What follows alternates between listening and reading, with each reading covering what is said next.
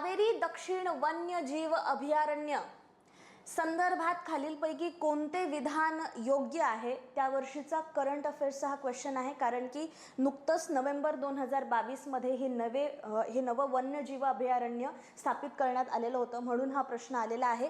मग दोन स्टेटमेंट दिलेत, तुम्हाला चूक की बरोबर सांगायचं आहे. स्टेटमेंट नंबर 1, ते सस्तन प्राण्यांच्या 35 प्रजाती आणि पक्ष्यांच्या 238 प्रजातीचे घर आहे. स्टेटमेंट नंबर 2, नोव्हेंबर 2022 मध्ये त्यास तमिळनाडूचे 17वे वन्यजीव अभयारण्य म्हणून अधिसूचित करण्यात आले आहे.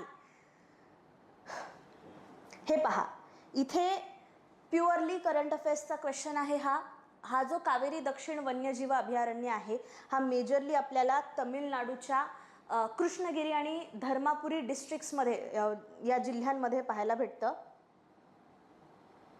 ओके, याचं करेक्ट आन्सर आहे ऑप्शन नंबर 2, 1 आणि 2 दोन्ही यांच्यामध्ये 35 प्रजाती मॅमल्स सस्तन प्राण्यांचे आहेत आणि पक्ष्यांचे 238 प्रजाती आहेत, हे पण करेक्ट आहे.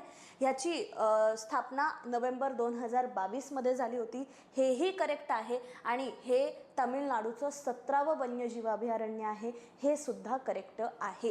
हे कावेरी दक्षिण वन्यजीव अभयारण्य तमिळनाडूमधील कृष्णगिरी आणि धर्मापुरी जिल्ह्यामध्ये येतं. आणि हा कावेरी दक्षिण वन्यजीव अभयारण्य हा कावेरी उत्तर वन्यजीव अभयारण्य आणि कावेरी वन्यजीव अभयारण्य या दोघांना जॉईन करतो, किंवा या दोघांमधील दुवा आहे, कनेक्टिंग लिंक आहे. क्लिअर?